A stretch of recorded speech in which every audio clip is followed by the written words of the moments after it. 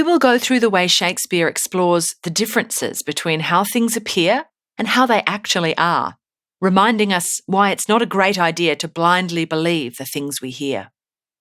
Let's begin by looking at Iago, who is a master of deception and orchestrates all of the scenes that we will be looking at. Iago's ability to manipulate the truth is clear as he establishes his own facade, or outward appearance, as being a noble and honest friend. Let's look at the way Iago butters up Roderigo in Act 1. At the end of Scene 3, he convinces Roderigo not to drown himself because he is sure that he can get Desdemona to fall in love with him. His tone is friendly, and he seems concerned for the welfare of Roderigo as he says, "No more of drowning, do you hear?" He also uses inclusive pronouns as he talks about our revenge to show Roderigo that they are a team. However, this contrasts with his language and demeanour as soon as Roderigo leaves. He uses derogatory or disrespectful language, such as fool and snipe, to describe him. He says that he is metaphorically making Roderigo his purse, that is, he is only using Roderigo for his own profit. Shakespeare clearly shows us the huge chasm between how Iago presents himself to others and how he truly is by using soliloquies to share his real nature with the audience. Remember that a soliloquy is when a character shares their innermost thoughts with the audience and usually happens when they are alone on stage. Iago finishes his soliloquy with a rhyming couplet, 2 lines which rhyme, a common tool which Shakespeare uses to highlight important points. Iago says, "Hell and night must bring this monstrous birth to the world's light." The religious imagery here links Iago to Satan, who uses the dark forces of hell to ruin good people. So even though he acts like a good guy around Roderigo, secretly he is full of evil plots.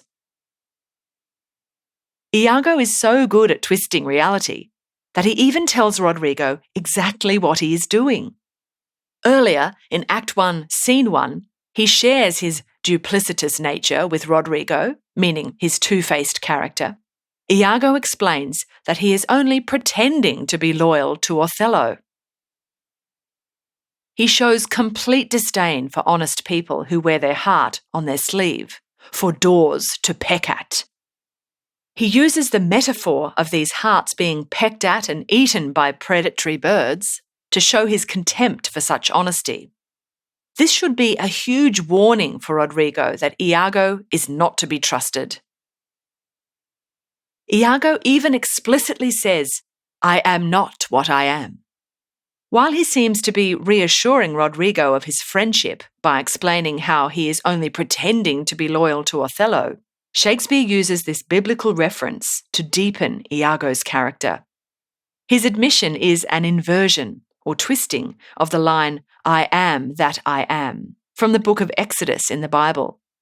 In this passage, God is presenting his true face to the Israelites in order to help them, but Iago subverts or undermines the honest portrayal and aligns himself with the devil by saying he is not how he seems. This is developed throughout the play as Othello frequently refers to Iago using the epithet honest. Remember, an epithet is a descriptor. In this case, Shakespeare's use of honest shows us how successful Iago is in maintaining this facade.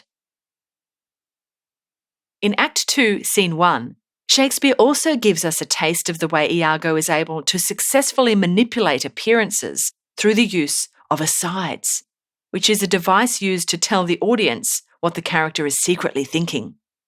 After sharing with the audience his plan to convince Othello that Desdemona and Cassio are having an affair, he stands back to watch the happy bridal party arrive at Cyprus. Remember that Cassio is good friends with Desdemona and Othello, and even helped them to elope. So it's no surprise that they all greet each other warmly. In an aside, Iago commentates the way Cassio and Desdemona behave, spinning the innocent relationship into a sordid affair. He says, "Aye, well said, whisper. I smile upon her, do, well kissed," indicating the way he will twist the innocent interactions of two friends into something more sinister. Shakespeare uses the metaphor of a predatory spider weaving a web of deceit. Iago notes that, "With as little a web as this will I ensnare as great a fly as Cassio." This is reinforced when Iago likens himself to a musician. Later in the scene, he remarks about Othello, "You are well tuned now, but I'll set down the pegs that make this music." The metaphor of the musician tuning his musical instrument to make the tune of his choosing further develops Iago's characterization as a master of deception, continuously moulding the world to appear the way he wants it to. While Iago is a master of language and uses his words to present himself as an honest and faithful friend, he is also a master of staging. Have you heard the saying, "Seeing is believing"? Shakespeare uses Iago's stage management to show how easy it is to frame reality in a way that isn't necessarily accurate. We see this first in Act 2, Scene 3, when Iago causes Cassio to be fired.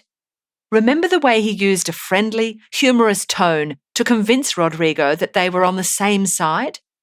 He takes a similar approach with Cassio, singing drinking songs and slapping him on the back in an attempt to get him to drink some wine. Harmless, right?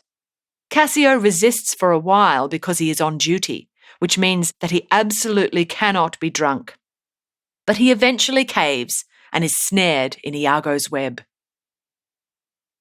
When Cassio leaves, Iago begins to dismantle his good reputation, telling Montano that Cassio is "a soldier fit to stand by Caesar. Do but see his vice," meaning that Cassio is a great guy, but look, he drinks way too much.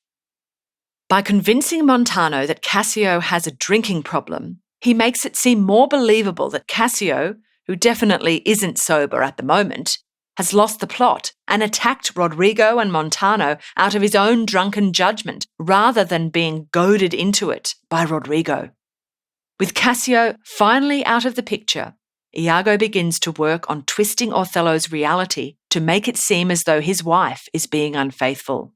Despite trying his best, Iago is unable to convince Othello of Desdemona's infidelity until he gets the ocular proof or hard evidence of her affair.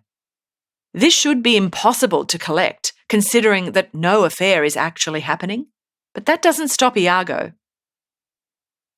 In Act 4, Scene 1, he preps Othello for the ultimate game of bait and switch by taunting him with images of Desdemona and Cassio having an affair. He says that Cassio has admitted to doing a whole bunch of unmentionable things with Desdemona, with her, on her, what you will, knowing that by being vague and suggestive, Othello's jealous mind will fill in the blanks with far more outrageous and painful details than he ever could. He turns out to be right, and Othello is so incensed by the images of Cassio and Desdemona together that he falls into an epileptic fit. Iago stands coldly over Othello's twitching body and says, "Work on, my medicine," using the metaphor of medicine to cast himself as an evil doctor who now has full control over his patient. Now, look at how Shakespeare uses staging to show how expertly Iago constructs the scene. While Othello is out cold, Cassio enters, wanting to speak with him about getting his old job back.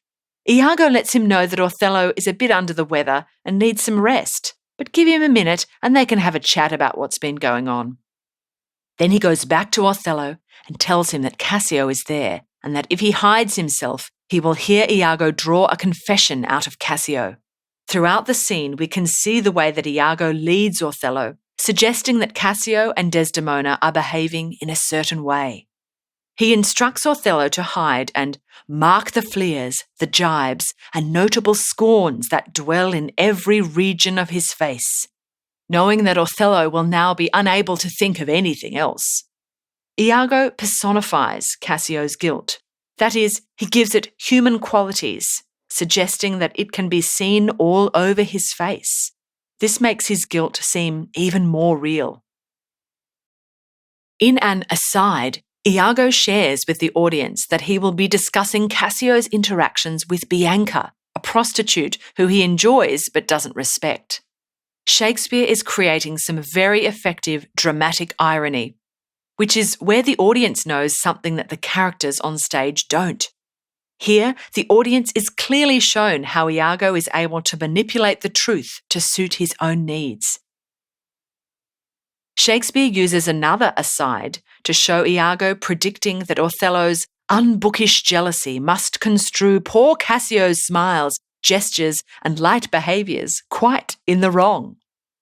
The stage is set in such a way that we can see the way the conversation between Iago and Cassio affects Othello and can immediately gauge the success of his plan. Also, remember back in Act 3 how Iago hid the stolen handkerchief in Cassio's bedroom and poor unsuspecting Cassio gave it to Bianca? This is about to come back to haunt him as Bianca storms in to throw the handkerchief at Cassio, crying that it is some minx's token. Bianca doesn't believe that Cassio just innocently found it, exclaiming, "A likely piece of work, that you should find it in your chamber and not know who left it there." Thanks to Iago's cunning way of framing the scene, Othello cannot believe it either. Instead, seeing Cassio in possession of the handkerchief that he lovingly gave to his wife is the ocular proof and the final nail in Cassio's coffin. After Cassio exits, Othello steps out of the darkness asking, "How shall I murder him, Iago?" His tone is certain, and by having him ask Iago for advice, Shakespeare shows how powerful Iago has become. He is the director who is in complete control. By showing us the way that truth and reality can be twisted, Shakespeare is reminding us that we need to be skeptical and inquisitive rather than letting friends and emotions rule us. The final scene of the play shows just how dire the consequences can be if we are unable to find the truth behind all the lies.